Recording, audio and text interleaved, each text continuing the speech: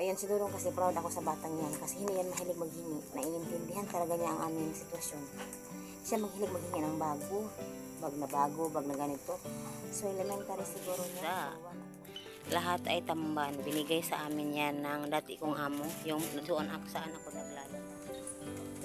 So ganito ang gagawin. Kukunin ang buko. Ayan. Buto pala, buto.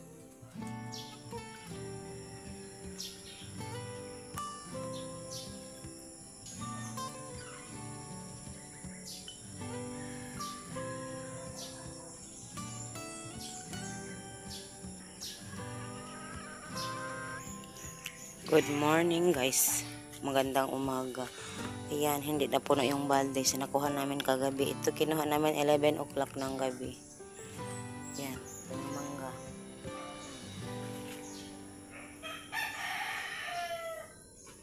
Galing dyan sa puno na yan.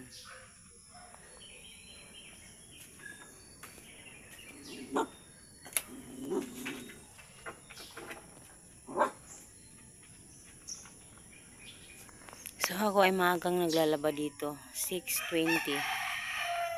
Ngayon po ay 6:20. Ayan. Yan ang poso. Binabad ko na. Yan ang tubig ko. Binabad ko na. Ang isang poso ay andoon. Yung hindi na tuyo noong last El Nino. Ito kasi natuyo ito. Pero ngayon maraming tubig ulit. Ayan. Ito na lang ang basa sa mga damit na inano ko kahapon nilabhan. So, ayan, ito ang aming puwertahan, oh. Mga butas-butas. Saan kaya yung mga damit? So, andito ang mga damit ni Dodong. Yan, nagagabundok na mga damit at kumot. Puno yung sampayan, lahat yan dyan may mga sampayan, pero kinuha na ni Dodong kasi ulan. Itong mangustin. Saman! Hinog hindi? Hindi hinog? Gutom na pod ka? Ako. Unsa? Mga ina po siya, Jess. Nanghingi na naman ng 10 peso ang anak. So, unsa man? 10 peso. O na dire, o bayad itong utang sa tindahan na to. Nag-utang dito 20. Ganun na. Kawar. Oh. Magbo-vlog pa din ako pero hindi ako everyday mag-upload guys kasi busy ang person. Dahil itong gihimo tapos medyo may sakit akong naramdaman ulit sa aking tiyan na hindi ko maintindihan. Kagabi nga Kagabi nagyayaw-yaw ako kay Chris kasi sabi ko sa kanya, naglalaba kasi ako ng sobrang madami tapos timba-timba ba, nagtimba lang ako ng mga tubig pang banlaw. So si Chris ay namasada, si Dodong may sugat yung mga paa kaya masakit pag mabasa. So ako na lang. So sa masakit-sakit ang tiyan ko kahapon ng hapon, masakit-sakit talaga yung tiyan ko.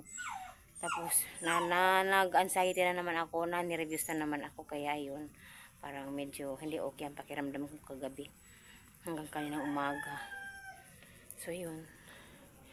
Hindi ko alam. Ang sakit na naman dito ay dito banda. Ang sakit sa kaliwa, right side. Dito sa right side. Ubos sa ubos sa breast. Sa baba ng breast, masakit na naman kahapon, parang tinutusok. So natatakot naman ang person. So yan lang po muna.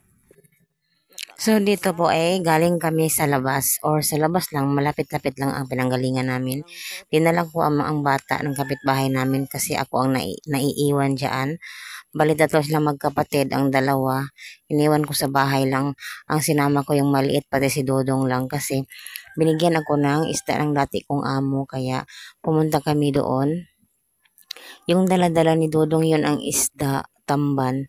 Marami-rami din yan kaya ayun. Nagpapasalamat din ako kasi yan pa ba ang bibilhin namin. Marami pong pwedeng gawin dyan. Gawing fishball, yung ukoy-ukoy, gawing pinangat at iprito. Masarap po yan. Sobrang presko kasi ng isda na yan. Marami-rami talaga yung binigay sa amin. Kaya sobrang thank you talaga sa dati kong amo. At grabe ang ulan na sa amin ngayon. Everyday kaming may ulan. Kaya yung daanan namin sobra na namang maputik, malagkit na maputik, ng sobrang lata talaga. Ito ang isda. Lahat ay tamban. Binigay sa amin yan ng dati kong amo. Yung doon saan ako naglalaba. So ayan mga siguro to 5 kilos, 6 kilos. Mabigat. Marami siya. So ayan. Masarap ito isugba. Pag mainit sana ang panahon, masarap ito ibulad. Kaso lang ngayon, laging umuulan, hindi ko pwede itong ibulad. So, ang gagawin ko dito, i-fishbowl ko ito, harina, at mga ingrediente, patapos ganyan, chop-chop. Yung mga laman lang kukunin. Tapos yung iba, inon-on, tapos yung iba, ipiprito. So, ay rin ako magbigay kung may gusto. So, ayan. Share the blessing na lang din. Ayan. Preskong presko talaga. So, hi, andito ako sa aking balon. Ayan. Balon ko po yan. Yan, balon, may tubig na yan. At dito ako, yan, naglilinis ako ng yan, isda. Yan. Gagawin ko yung fishbowl. Ito, gagawin ko itong inon-on at prito. So, marami pa dito. Yan. Marami-rami kasi ang isda na binigay. Tamban.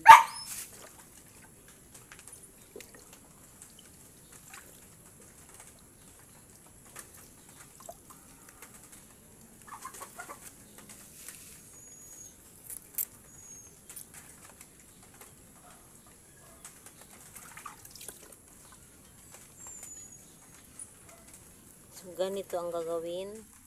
Kukunin ang bukog. Ayan. Buto pala, buto.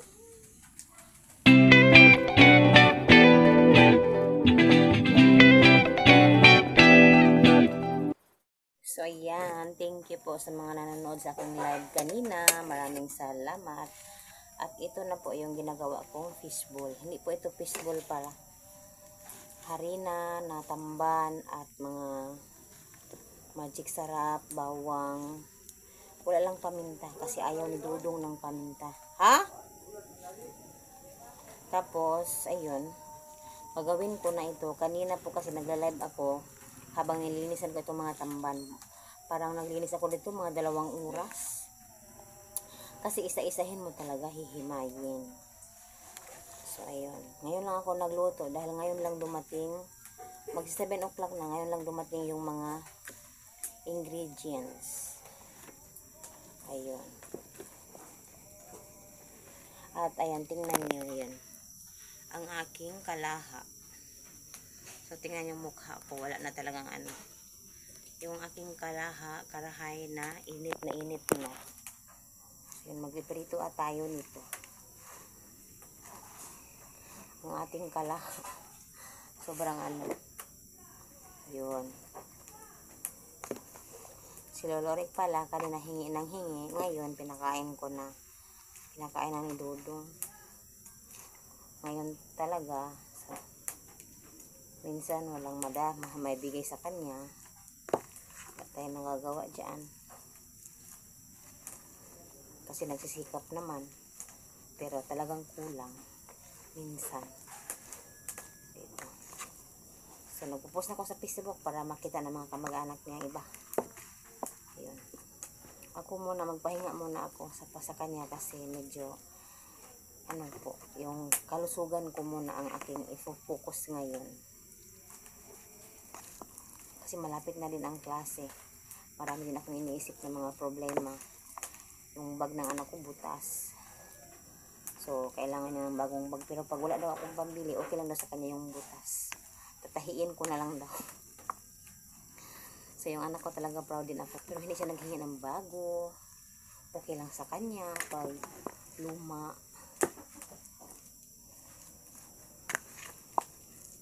Oh, hindi siya naghingi ng bago. Bagong pantalon, bagong ganon-ganon, bagong bag, hindi. Okay lang sa kanya ng luma. Basta yung mga notebook niya kompleto. Papil. Hindi sa yung mga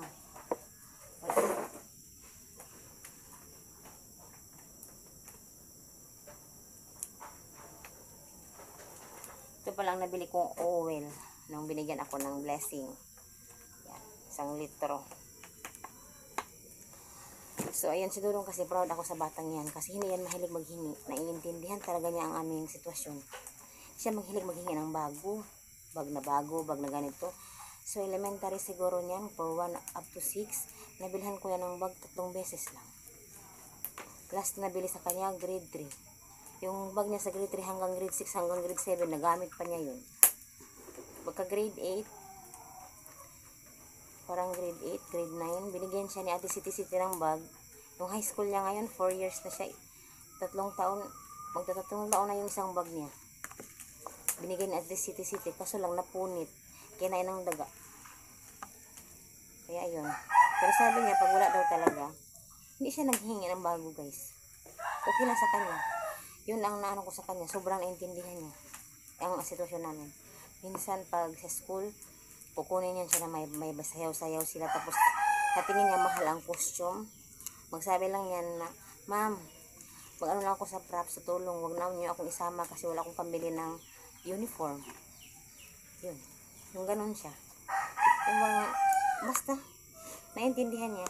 Sasali siya talaga. Pag may panggasto as kami, sasali yan siya. Pero pag kita niyang hirap kami nga, sa ano, wala. Hindi siya nagpipilit. So, ayan lang. Prito na tayo. So, ayan, persalang. Sinasalang ko na yung ano. Ayan, kita. Yun. Sinasalang ko na. Konti. So, ito. Yan. Masarap yan.